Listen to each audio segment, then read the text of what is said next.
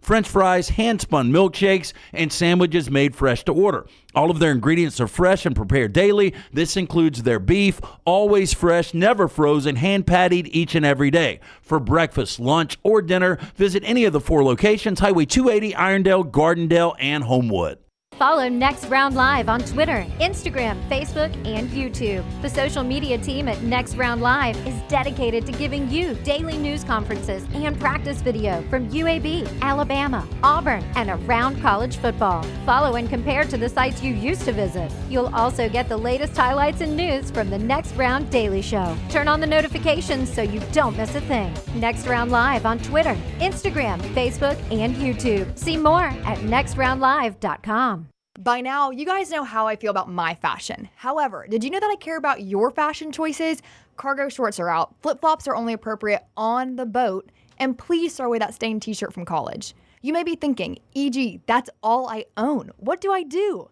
Here's what you do. Go to nextround.store and fill your cart with a wardrobe that is approved by me. Stock up on logo t-shirts, hoodies for football season, and hats for every day of the week. Trust me on this one and head over to nextround.store to get stocked up for this season. Just because you've quit going to the gym, it doesn't mean that you have to quit gym altogether. Dunaway, that is. With our Next Round podcasts open 24/7, 365, you can access gym anytime you'd like. While you may have done away with your treadmill routine, our version of Dunaway is standing by ready to get you back to your absolute best. Find all that lovely Jimmy D-led content on Spotify, Apple Podcasts, Google Podcasts, and in the podcast section of nextroundlive.com. This message is sponsored by Jimmy Crypto Inc. and Jimmy Crypto for President. From the creators of The Next Round comes 2 new sites, CoverCrimson.com and TheBarnAuburn.com. 2 team sites with the same excitement and information-driven content that you get every day on The Next Round. Live daily shows, recorded shows, free of charge, plus premium content with insider information starting at just $1. And it's the perfect gift for the Alabama or Auburn fan in your family. CoverCrimson.com or TheBarnAuburn.com. Sign up today.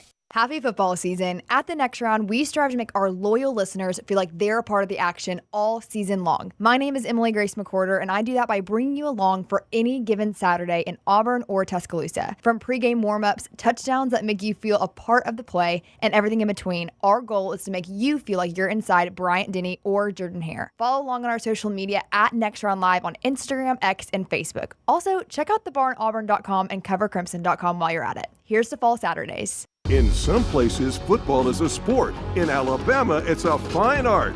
New Life Art is proud to announce Daniel A. Moore's upcoming painting, Deuces Wild. This season, Bama is blessed with a pair of very talented deuces. The pair played a huge role on both sides of the ball in the Tide's amazing 41-34 victory over number 2 Georgia. Deuces Wild will portray the unbelievable game-winning 75-yard touchdown catch by deuce number 1, Ryan Williams, late in the 4th quarter. The Dogs' last chance drive was stopped by deuce number 2, Xavier Brown, as he made the game-saving interception in the end zone, which will be celebrated by a small artist's remark in the bottom margin of each print. Go to danielmooreart.com to see the artist's preliminary sketch and take advantage of special pre-publication pricing for Deuces Wild. Also available, The Legend, Daniel Moore's final tribute to Coach Nick Saban. Order now at danielmooreart.com. From the creators of The Next Round comes 2 new sites, CoverCrimson.com and TheBarnAuburn.com. 2 team sites with the same excitement and information-driven content that you get every day on The Next Round. Live daily shows, recorded shows, free of charge, plus premium content with insider information starting at just $1. And it's the perfect gift for the Alabama or Auburn fan in your family. CoverCrimson.com or TheBarnAuburn.com. Sign up today. Follow Next Round Live on Twitter, Instagram, Facebook, and YouTube. The social media team at Next Round Live is dedicated to giving you daily news conferences and practice video from UAB, Alabama, Auburn, and around college football. Follow and compare to the sites you used to visit. You'll also get the latest highlights and news from the Next Round Daily Show. Turn on the notifications so you don't miss a thing. Next Round Live on Twitter, Instagram, Facebook, and YouTube. See more at nextroundlive.com.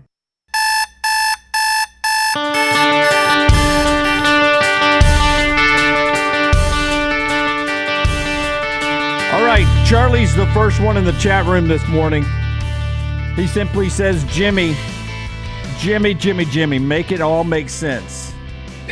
Can't do it, Charlie. Can't do it. Can't make Alabama look any better than they looked this past week. It's been the craziest get on, get off, get on, finally get off the bandwagon for Alabama. We'll talk about that game specifically, how good Auburn looked in a win over Texas A&M in 4 overtimes, how A&M still has a path to the college football playoffs, all of that. Let's bring in ESPN's Tom Luginbill. Lugs, we'll get to the specific games, but let's talk first just about the chaos that is the race for 12. I've got it sort of jotted down here. As we said here on Monday, first of all, give me an overview on what you thought of the weekend. And then let's talk about where we sit in the playoffs going into rivalry weekend. And we'll come back to that again at the end of the hour, so we don't have to go too deep. But I just want an overview on where we sit playoff-wise going into this weekend. Well, obviously, this weekend shouldn't have really shocked anybody because we've seen this to some degree just about each and every weekend. I mean, this is the type of season we're going to have. I think it's a reflection of the transactional nature of the sport now. We're seeing thinned out rosters. We're seeing more competitive balance. You don't look at one team and say that team is impossible to beat. Everybody looks vulnerable, and that's what we experienced this weekend. Now, did any of us experience or expect to see a loss by Alabama in the fashion in which it occurred? I don't think anybody expected to see that. But I'll say this. I feel strongly about this, and I understand that we've got power conferences and we've got the big bad SEC, we've got the big bad Big Ten, but I don't understand why we can't acknowledge that by and large, outside of a couple of teams, the Big Ten's not very good. Yeah. Big Ten's not very good. It's just, it's not. I'm sorry. And then the SEC has way more average teams than we've probably ever seen for quite some time. I would acknowledge that when Georgia doesn't beat themselves, I think they're the best team in the league. All right. I think Texas is sitting in a default spot right now. I look at them and I'm like, are they the number 3 team in the country? Well, okay. Well, who else are you going to put there? All right. I don't think they're playing great on offense. So they're a bit of a mystery to me. And then there's Notre Dame. And I spent some time yesterday looking at Notre Dame, and I think that they are a really good football team. I think they have ingredients to compete for a championship because they can run the football and they play great defense. Then I started looking at the schedule that's been heavily scrutinized. I don't know if it's been scrutinized enough, Jim. Like, have you looked at the teams that have been on that? Forget the service academies that have been ranked. And that, listen, Navy, Army, bigger, faster, stronger. That's what happens when you play against a Notre Dame team in your a group of 5 school. Purdue might be the worst team in college football. That's on their schedule. That's right. The second worst team in college football, maybe Florida State, on their schedule. They play Georgia Tech without Haynes King. All right. SC is below average at best. You lose to Northern Illinois, who has gone on to lose multiple times. When they beat Miami of Ohio, that turned Miami of Ohio into 0-3. And I'm looking at that schedule, and I'm looking at the team, and the eye test is telling me one thing, but then the schedule, I don't think we've acknowledged how bad it actually is. So not to go on, that's my little 5-minute soliloquy on where we stand right now. I will say this. I think Miami and SMU were helped by the results of this past weekend. I do believe that as we continue to see this thing unfold out of that particular conference, the loser of the ACC championship game is probably likely to get in. Miami still has a very scary game going up into the Dome to play Syracuse, who can score a lot of points. Miami's not very good on defense. And then the Big 12, let's just see what Iowa State and Arizona State do. If they both win, they're both in. Yep. All right. Colorado needs some help, and BYU needs some help. Here's my overview on who benefited from Alabama and Texas A&M and Ole Miss all losing this weekend. Tennessee, obviously, in the league because they're now not outside, they're inside, and a win over Vanderbilt away from locking up a playoff spot. Sure. You just mentioned it. I think the possibility of a second ACC team now is on the table. If SMU and Miami win, they're both one loss. They go to play that championship game. There is a chance both of them get in, even the loser at that point. Not guaranteed, because to me, if A&M beats Texas, you're still going to get 4 SEC teams in.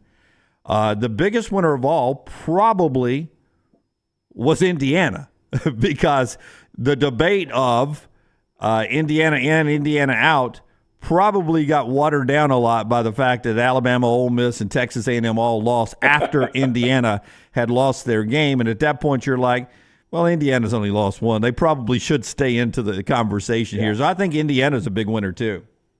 They are a big winner. I think the way that game played out does not help them in any way, shape, or form, because they looked like they didn't belong. They looked, and Curt Cignetti acknowledged it, they didn't handle the big moments. Yeah. And I think he actually said noise. He said, we didn't handle the noise very well. I think personally he was talking about the conversation about them beating Ohio State, being a playoff team, and not the literal noise. But if he was talking about the literal noise, say you have that's a problem. Yeah, say you have a weak schedule without saying you have a weak schedule, if that's the biggest noise you're going to play in, right?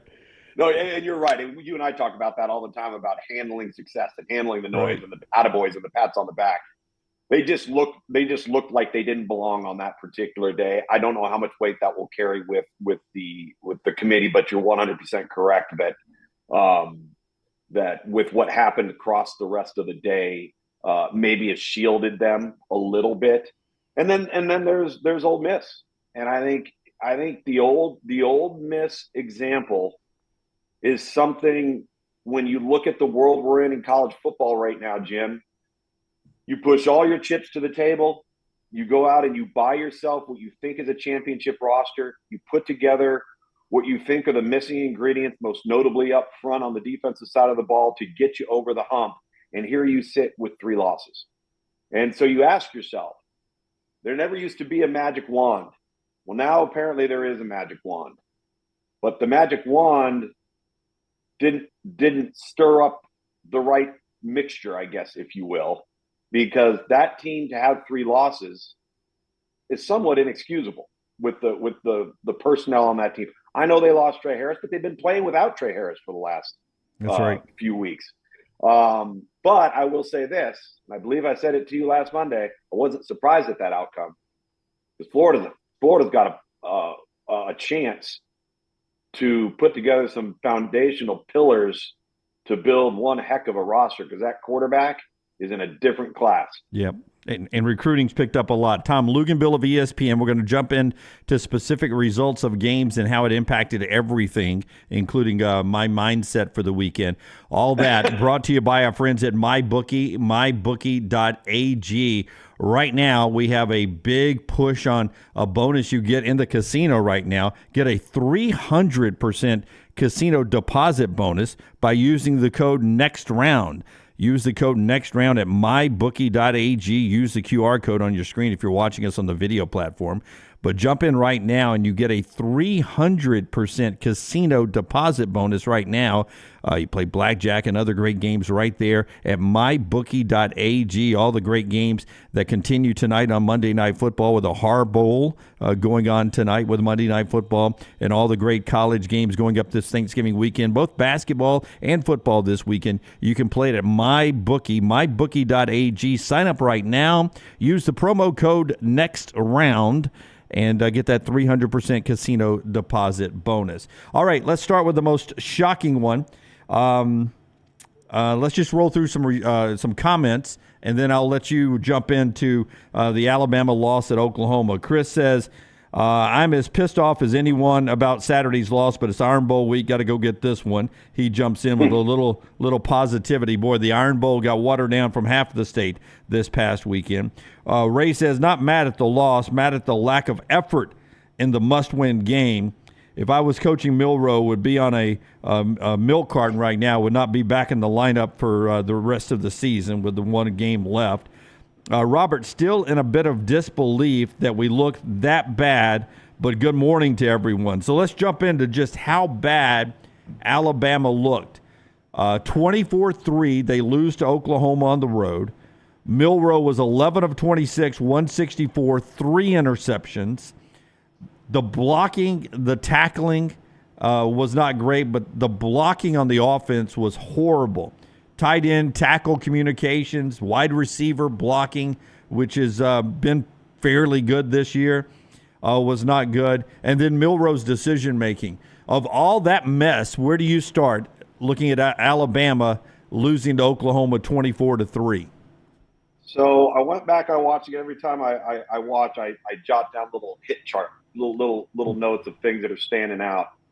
And the very first play of the game on defense, Quay Russaw, number 4, is completely and utterly lost in his run fit. His eyes are looking at the ground.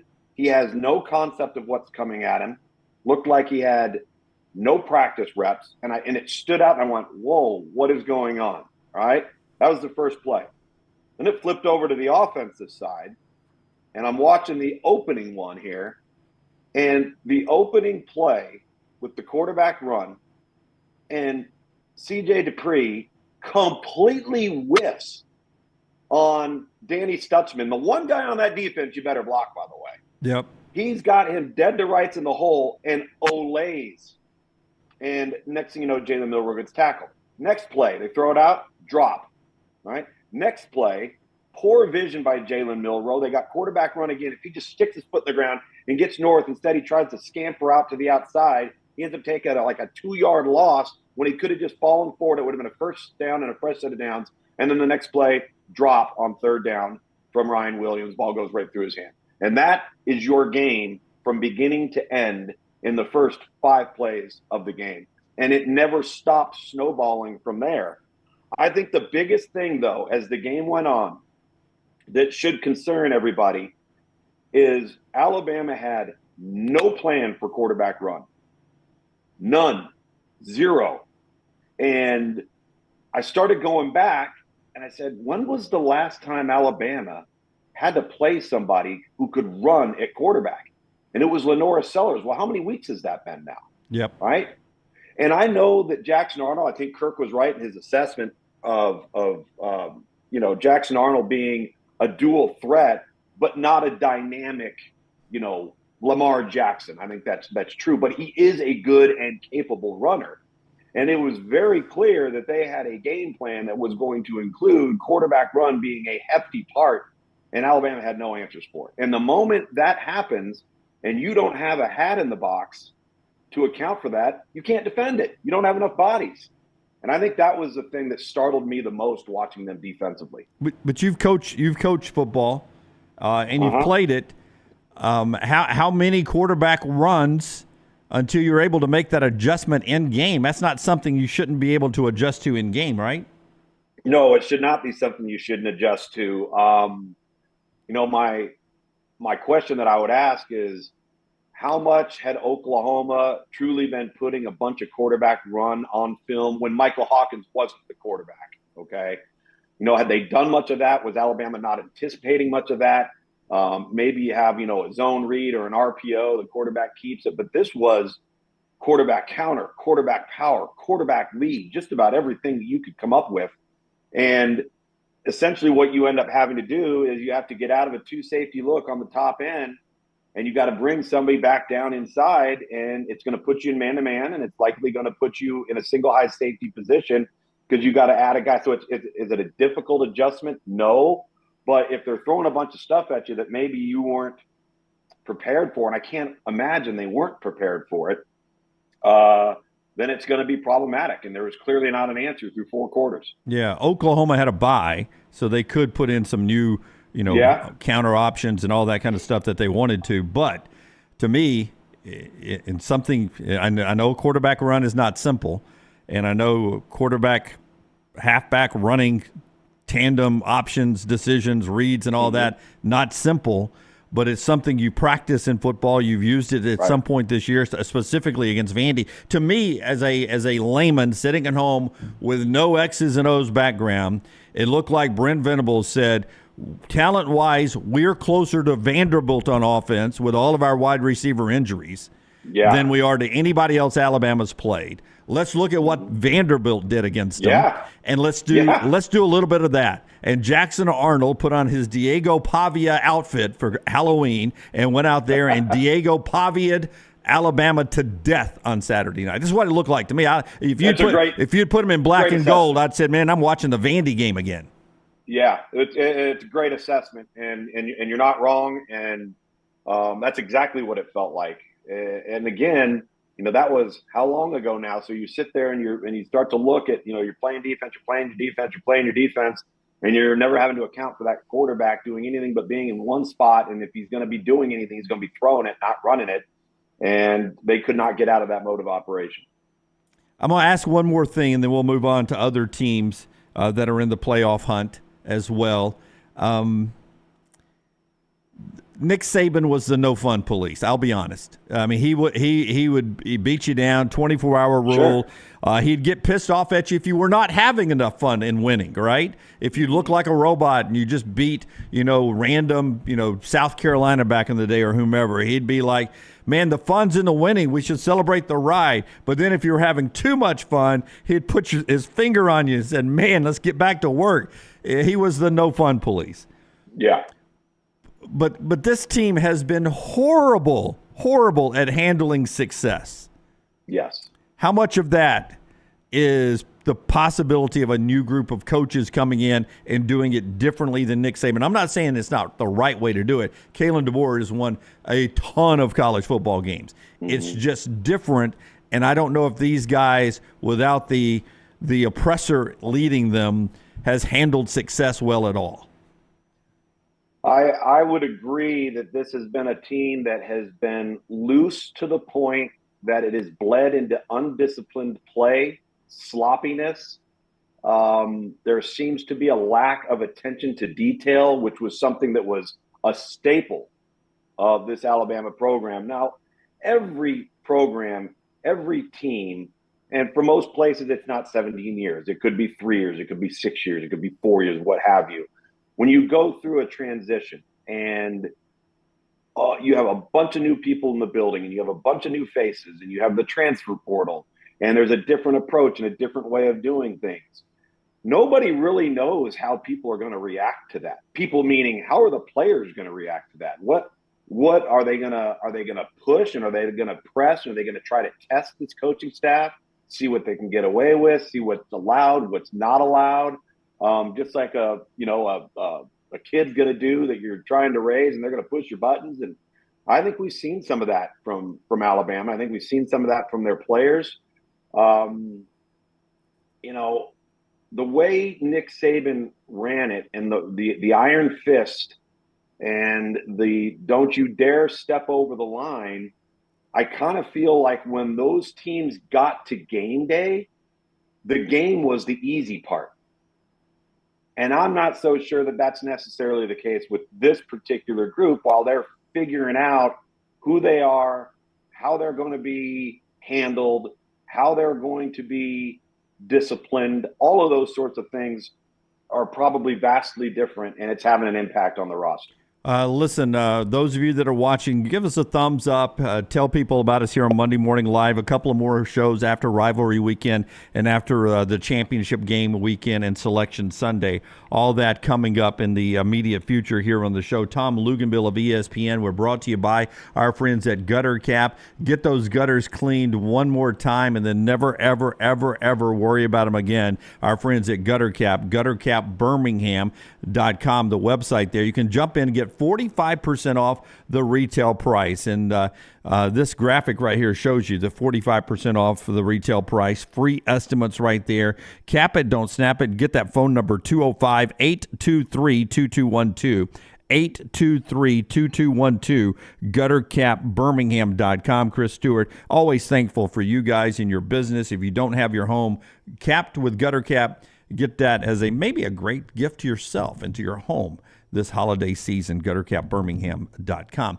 All right, we'll get to your comments on Alabama and the playoffs coming up in the next half hour. Let's get down to Auburn, where Texas A&M went in. Playoff hopes, they're not dead yet because they play Texas this week and a chance to go to Atlanta, but a 4-overtime loss where Auburn played its only SEC night game this year Atmosphere was great, and they played their best football game of the year, 43-41. They win in 4 overtimes over Texas A&M. Auburn came out fast, man. Three quick ones, boom, boom, boom, and they had Texas A&M down. Then the Aggies fought back. This loss for Texas A&M, does that impact you at all with their thoughts on the possibility of beating Texas, being in Atlanta, and still being a playoff team? No, I think they're going to be capable of regrouping. I think it's important that they've got their next game in College Station versus Texas. It's going to be a wild atmosphere, renewed rivalry. I think that's fantastic. I think college football needs it. What a great and fitting way for this conference in the first year of the 12-year playoff to have Texas and Texas A&M on the last weekend decide who's going to go to the SEC championship game. I think that's fantastic for college football. If you project forward and you say, okay, in this particular matchup, in this simulation, Texas A&M wins. All right, they go to the championship game. They take on Georgia. They lose. I don't think a 4-loss team's getting in. I just don't know.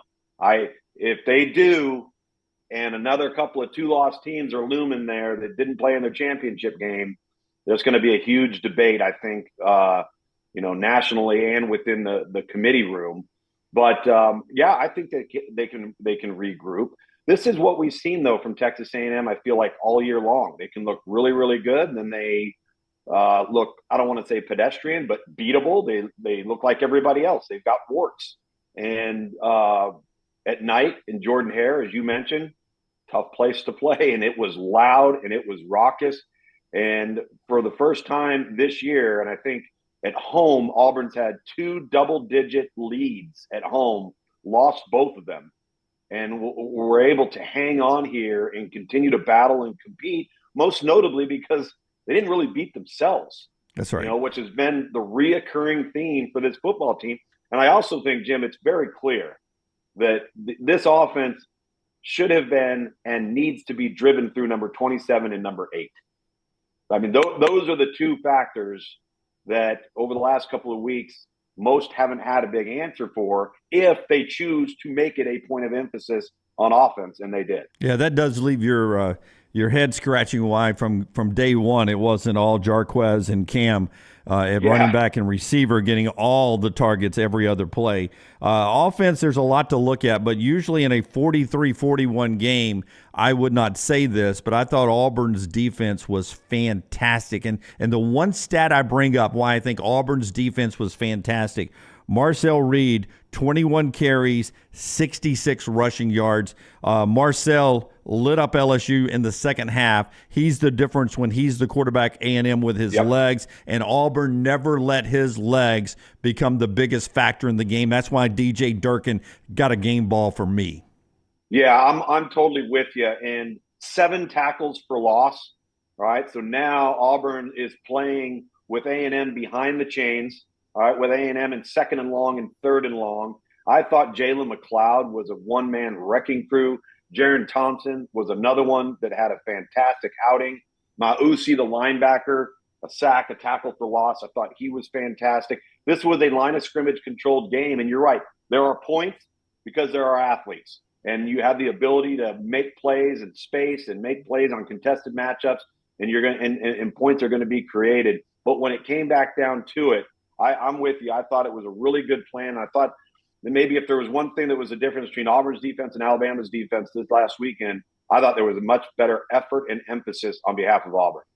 All right. So when you look at Auburn going into the Iron Bowl, which is where everybody's thoughts went, Alabama coming off that horrible effort in Norman, Auburn coming off of that marvelous effort at Jordan-Hare Stadium. Now they meet. Auburn's got to go on the road. Alabama gets the comforts of home. Quick early analysis of what we could get in the Iron Bowl coming up Saturday at 2:30 Central. Well, I think from a perspective standpoint, it looks a whole lot different to Auburn as a football team and their fan base than it would have 2 to 3 weeks ago. That's got to give you a little kick in your step and a little lift. For me, this is all about what type of locker room. And we touched on this earlier. What is Alabama going to do? How are they going to respond? Are they going to sulk? Are they going to woe is me? Or are they going to put their big boy pants on and show up and play lights out like they're capable of playing? Not consistently capable of playing, but have shown to be capable of playing. Because if they go into this game limping and allow Oklahoma to beat them twice, Auburn will get them. So now you do have to start looking at Jalen Milroe and the leaders and the people on this football team, Jahad Campbell, Delonte Thompson. This is, to me, a really, really big eye test moment. If the coaches are going to find out about them, the fans, college football is going to look at Alabama and say, all right, what do you got? How are you going to respond? I think that's a huge component this week. Yeah, all of a sudden, when it's in Bryant-Denny, when it's in Jordan-Hare, records don't matter. When it's in Bryant-Denny, you always think, well, Alabama's going to win that game. It's by how much? Yeah. Until Saturday night. And all of a sudden, Saturday night, you're like, well, these two teams are coming in that with – just changed. Yeah, that just changed. That's exactly right. Now it's a rivalry game, right, in Tuscaloosa. Yeah. Now it's a rivalry game. The view, just the perspective from Auburn's sideline and from that fan base and how Alabama is viewed in the span of 48 hours has completely changed the complexion of that matchup. Yeah, exactly right. It went from there's no way you could sell your Alabama tickets to an Auburn fan to they'll gobble up as many as they can get to be there just in case they pull that upset in Tuscaloosa. 2:30 this weekend for Alabama and Auburn and Alabama over in Tuscaloosa for that big game. All right, one more and then we'll take our first break. Ole Miss goes into Florida. This is my Who Is Coffee, I don't understand what you're doing moment of the day. Don't forget all of our coffee right here from our friends at Who Is Coffee. You can get a quick link at nextround.store, nextround.store online, nextround.store. Shop our great gear, but get our blended coffee right there that our buddy Scott Forrester worked all the different beans from all over the world, came up, curated the best beans in the world, came up with a combination. It's now the Next Round brand right there, the Next Round flavor. You can have it delivered to your house year-round like we do in the Dunaway house. The best coffee ever made. It's the Forrester signature brand from Next Round, nextround.store, nextround.store with a link to Who Is Coffee. When will Lane Kiffin take simple, easy points? Twice, 4th and 1 deep. You take a field goal, the game looks different. Either time. Take them both. It's almost almost a free touchdown. Twice 4th and 1. You got a 335-pound man running sideways. It does not make sense. Might I add, running sideways, and did you notice who the lead blocker is? Who? Jackson Dart, who on the first one literally stepped away like this. Literally. And you're going, what are we doing here? And you need 1 yard. You're good enough to get it. You want to give it to the big fella? Fine. Let's get those shoulders square. Let's get in between the A gap and get downhill and just push the pile. If you want Jackson Dart to be in the game and you're going to direct snap it, have Jackson Dart be the push the pile guy. You can't be the lead blocker, and you're right. When will he take points? But I think what's even more glaring is you're going to make the choice to do it, come up with a better plan. Like that to me was more egregious than not taking the points. Is if you're going to make that decision, then you can't run off tackle with that guy or run laterally. I thought that stood out to me and was glaring. And then I thought that for the first time all year, their quarterback lost them the game.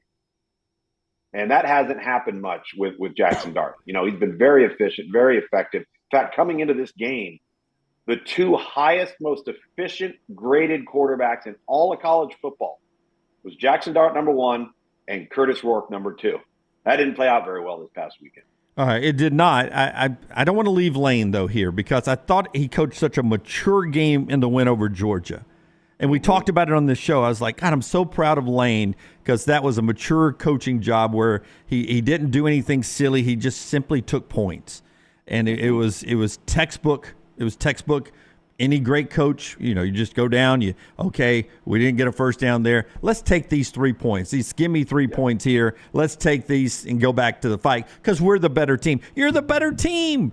in Gainesville, don't play like you're the underdog. I just thought he set a bad tone and kept giving momentum back to Florida. Part of that, I'm curious, and you referenced the Georgia game. I'm curious how much weather may have played a part in that. Ball handling, mesh points, taking snaps, wet ball, like the variety of bad things that can happen. I'm not saying that led to some of those more conservative decisions, but it is a component in the game. And you're right. You have the better team. But there were moments when you watched Florida in that game where they were the better executors. They were more disciplined. They were more assignment sound.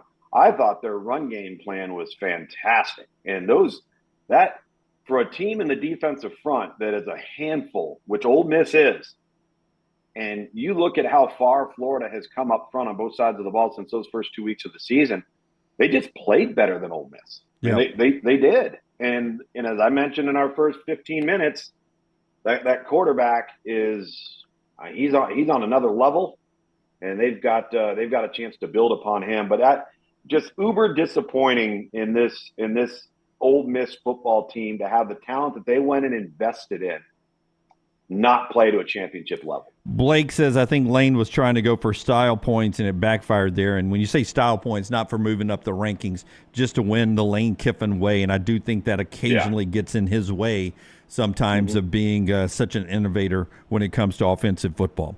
All right, our friends at Rhoback.com, they bring you all the great sporting gear. For golfing season, it is the best of gift. If you got a golfer in your house, it is the best gift you can give them this holiday season. Hoodies as well, great women's wear. It's all right there. If you crave activity, you crave Rhoback. Save 20% with the code TNR20. TNR20 saves you 20% year-round. Use the QR code on your screen. TNR20. Again, I'll say it. If you crave activity, you crave Rhoback. I crave your responses. We'll get to those in the chat room. More on the playoffs, more on the games we saw in Week 13, a look ahead to Week 14, and so much more.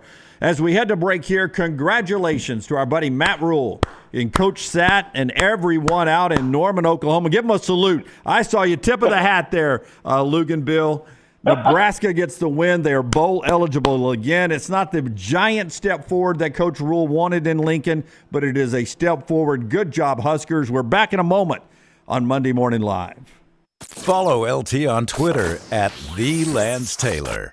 This hour of The Next Round is presented by the Birmingham Racecourse Casino, now featuring 7 days of giveaways with your chance to win a share of up to $125,000. The more you visit the Birmingham Racecourse Casino, the more chances you have to win.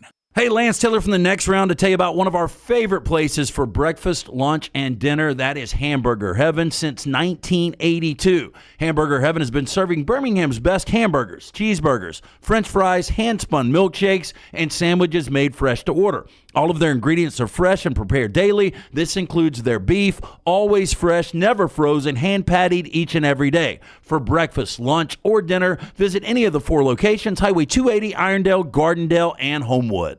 By now, you guys know how I feel about my fashion. However, did you know that I care about your fashion choices? Cargo shorts are out, flip-flops are only appropriate on the boat, and please throw away that stained t-shirt from college. You may be thinking, EG, that's all I own. What do I do? Here's what you do. Go to nextround.store and fill your cart with a wardrobe that is approved by me. Stock up on logo t-shirts, hoodies for football season, and hats for every day of the week. Trust me on this one and head over to nextround.store to get stocked up for this season. Just because you've quit going to the gym, it doesn't mean that you have to quit gym altogether. Dunaway, that is. With our Next Round podcasts open 24/7, 365, you can access gym anytime you'd like. While you may have done away with your treadmill routine, our version of Dunaway is standing by, ready to get you back to your absolute best. Find all that lovely Jimmy D-led content on Spotify, Apple Podcasts, Google Podcasts, and in the podcast section of nextroundlive.com. This message is sponsored by Jimmy Crypto Inc. and Jimmy Crypto for President.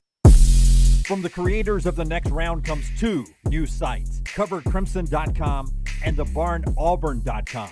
2 team sites with the same excitement and information-driven content that you get every day on the Next Round. Live daily shows, recorded shows, free of charge, plus premium content with insider information starting at just $1. And it's the perfect gift for the Alabama or Auburn fan in your family. CoverCrimson.com or thebarnauburn.com. Sign up today. Happy football season. At the Next Round, we strive to make our loyal listeners feel like they're a part of the action all season long. My name is Emily Grace McWhorter, and I do that by bringing you along for any given Saturday in Auburn or Tuscaloosa. From pregame warm-ups, touchdowns that make you feel a part of the play, and everything in between, our goal is to make you feel like you're inside Bryant-Denny or Jordan-Hare. Follow along on our social media at Next Round Live on Instagram, X, and Facebook. Also, check out thebarnauburn.com and covercrimson.com while you're at it. Here's to fall Saturdays.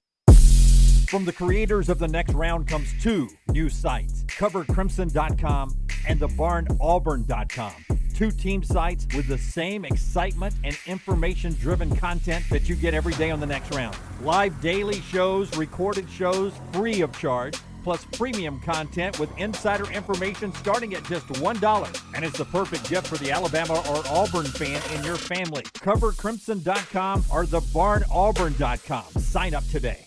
Follow Next Round Live on Twitter, Instagram, Facebook, and YouTube. The social media team at Next Round Live is dedicated to giving you daily news conferences and practice video from UAB, Alabama, Auburn, and around college football. Follow and compare to the sites you used to visit. You'll also get the latest highlights and news from the Next Round Daily Show. Turn on the notifications so you don't miss a thing. Next Round Live on Twitter, Instagram, Facebook, and YouTube. See more at nextroundlive.com. Hang out with the Next Round on the go. Whether you're driving to work, running errands, sitting on the beach, or you just need a break from the real world, we can keep you company. Check out the Next Round, Mystery Fifth Hour, and our other shows on your favorite podcast app. We'll meet you there.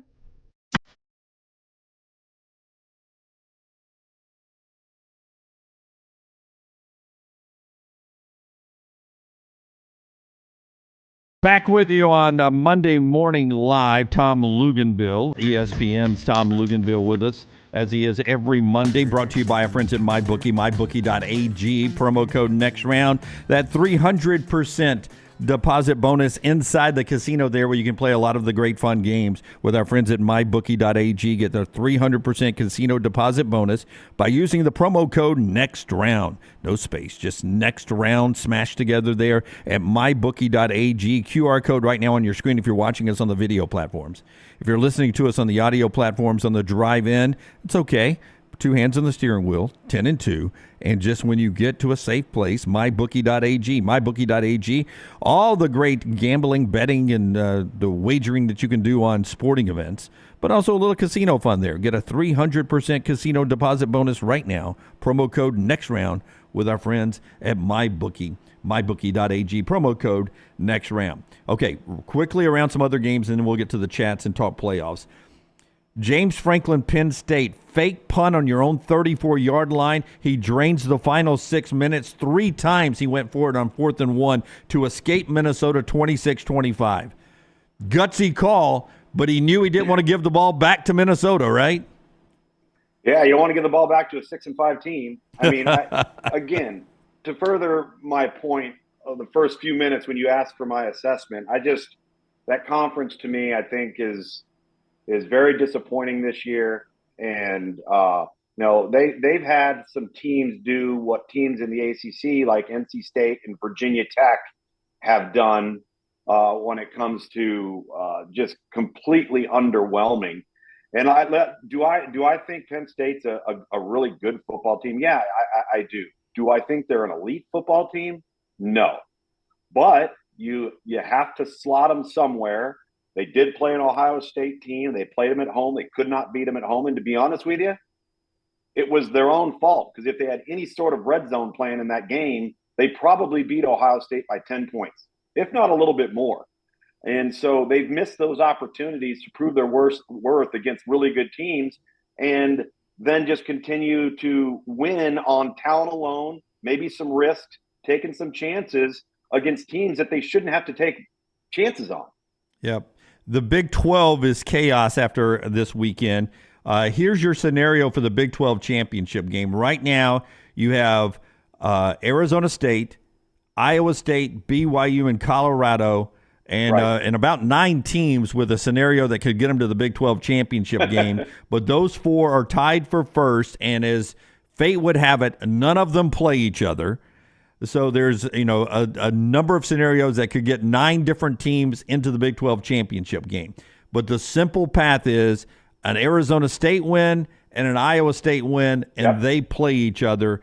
Arizona State, despite the worst ending scheme ever, I don't know what Kenny Dillingham was doing. Instead of running it forward, they were running it backwards and trying every quirky thing they could to run out a few seconds of the clock. It was a disaster at the end in Tempe. They still won the football game in spite of that plan. Yeah, unbelievable. And I've actually coached in a game where I made the same decision based off of the clock not stopping until the ball hits the ground. Fortunately, it worked. Unfortunately for them, they were off by just one second with the ball getting thrown straight up into the air. I'll say this about Arizona State, though. You can make an argument that's the most remarkable coaching turnaround that we have seen in a long time. That roster, you talk about the island of misfit toys. Yes. I mean, one of the worst rosters last year, along with Colorado last year, yes. But that team, to do what they've done and to make the inroads that they have made, and Sam Leavitt obviously has become a huge addition for them. And they look like they got the reincarnation of John Riggins at running back. And there was a belief, they played hard. Sun Devil Stadium was rocking. Like, they're a really, really fun team to watch. And it's a shame that the Territorial Cup looks like it's going to be a no contest. Yeah, it's a rivalry game, though. I wouldn't say no contest. I mean, it's the way football goes. But, Scatterbo's the guy you're talking about, Cam Scatterbo. Yeah. He ran out there. Whether it's from John Riggins from yesteryear, Mike Allstott, he does it all. 28 carries, 147, 3 touchdowns. Arizona State picked to finish dead last. Could end up first, 16th to first from preseason rankings to the final standings. Kansas beat Colorado. Deion said they were intoxicated with success. What they got drunk on was a Devin Neal run. 37 times Devin Neal ran the football at Colorado. He had 207 yards, 3 rushing touchdowns, and it was just a host of Devin Neal that Colorado couldn't stop. Yeah, they overwhelmed Colorado up front, and Colorado's made strides. They've made improvements on that side of the ball. I thought that Jeff Grimes, the offensive coordinator at Kansas, had a fantastic plan. There was a lot of window dressing, a lot of eye candy in the backfield, a lot of stuff to make you commit eye violations and create the matchup that you want. And I would agree with Coach Prime. I mean, we talk about this all the time. Handling success versus handling adversity are 2 entirely different animals. And I think handling success is more difficult, the majority of the time. But nevertheless, they've done a really good job of kind of turning the corner as a program. They just ran into a football team that looks like kind of finally found their way here in the last month of the season. And we talk about Arizona State, we talk about Colorado. I think Iowa State, when they came into the season, they returned 19 or 20 starters. There was an expectation for them to be very good. But you talk about a conference that crumbled under its own weight. Every single team that was supposed to be a contender has tanked, right? So you have Oklahoma State, you have Utah, you have Arizona, all right? Texas Tech has been competitive, been a good football team. That's been good. Baylor's been above average, probably better than people expected. But even Kansas to have the start that they've had. All of the teams, Kansas State's another one, just didn't come to fruition. And it's opened the door for the Arizona States and the improved Colorados and the Iowa States to put themselves in position. Yeah, Iowa State barely beat. I mean, this Iowa State team technically could be in the college football playoffs. Yeah. There's a path with the automatic bid. They beat Utah with a drive in the final 5 minutes to win the game. Mm-hmm. And Utah is down to their 5th string quarterback. I've never seen this. Their 5th string quarterback is who is quarterbacking Utah this past week. Mm-hmm. And Iowa State goes into Farmageddon against Kansas State, a win, and they get to go to the Big 12 championship game and a win there. They're in the college football playoffs. Just insanity in that league. In your league, the ACC, SMU's won 8 straight, their last 3 by double digits. Everyone keeps waiting for this could be the weekend they get upset. Virginia's had that upset possibility in them all season long. No problem. SMU beats Virginia 33-7. I know your thoughts on Miami and Clemson. One more win, and should SMU be in the playoff regardless of what happens in the ACC championship game? I think so. They're really good, Jim, and I've had a chance to see them 4 times now. And they're really good because not only do they have good players, but they don't beat themselves. They play winning football. They can stop the run. They can run the ball. The quarterback's a lot like Marcel Reed at Texas A&M. Very similar. I would say he's a little bit more consistent in terms of decision making as far as not putting the ball in harm's way. But they've done everything that you could ask them to do. It's been one of those years where I think because of branding and narrative, if there's a different decal on their helmet and they're having that type of season, it's probably a different conversation. If this was Florida State with the exact same schedule, we'd probably be looking at it a bit different. And that's, unfortunately, that's human nature. It's part of the world we're living in. SMU and Miami likely teams playing in the ACC championship game unless Miami loses at Syracuse, and then it would be Clemson, and Dabo and them would have a chance to play their way into the college football playoffs, and they're still out there. So possibility of 2 ACC teams in the college football playoffs. You're guaranteed one, but that door has reopened for the Atlantic Coast Conference. All right, comments to end our show here brought to you by our friends at MyBookie. Tom Luginbill is from ESPN. He's with us every Monday here. Don't forget the Middle 8 with Ryan Brown and Brandon Marcello next. Our show, the next round, starts live at 9, and then Brock and Lance later today at 1 Central. Sean writes in, this weekend's Iron Bowl is Freeze's and DeBoer's biggest game of their career because the winner sets the trajectory of this rivalry for the next few years. Is that overstating the Iron Bowl, or do you think a Kalen DeBoer loss, Hugh Freeze win in the Iron Bowl this weekend sort of sets the stage for the next 3-4 years? I think it sets the stage in one particular area that would really benefit Auburn, and that's in recruiting. Because of the player pool that you're casting your line in, knowing that you've got an in-state battle versus the big dog in college football, and if you were to be able to have that win, rivalry game in-state, regain some traction in recruiting, become more attractive as a result in name, image, and likeness and the transfer portal, I do in that sense believe that it could be very, very foundational for Auburn. Bubba Head writes in, I just want to know why Alabama is still running 5-6-man boxes against 2 tight end sets. They're still falling for the same misdirection they fell for against Vanderbilt. What do you say to Bubba Head? Really, he's kind of leaning in on my, analysis in the first half an hour. You're right. You can't play with a light box.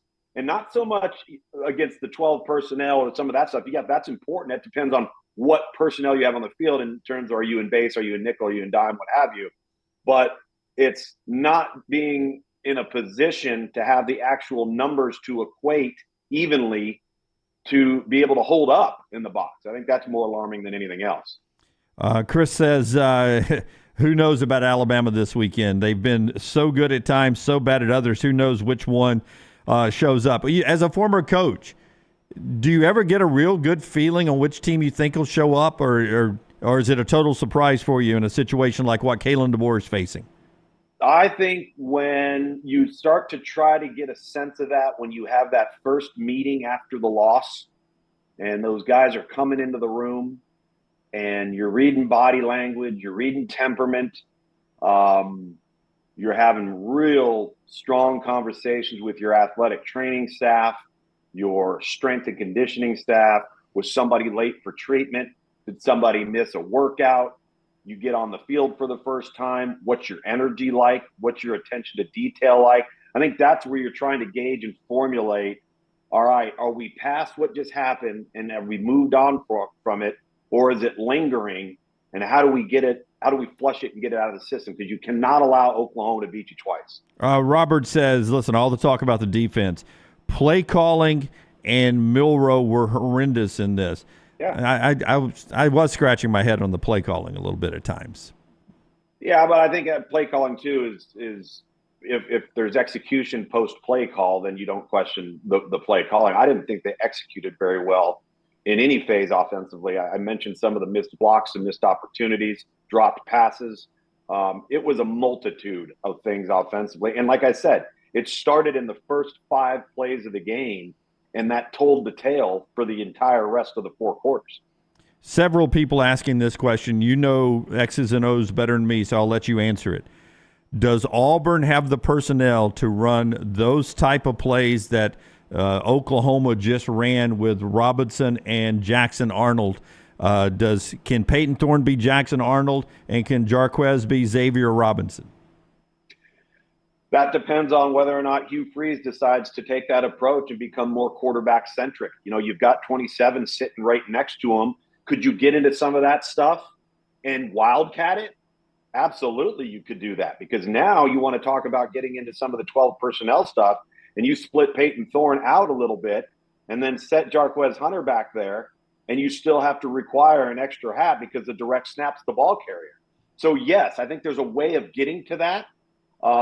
It wouldn't necessarily have to be through the quarterback. I think Peyton Thorne's a good enough athlete to be a running threat.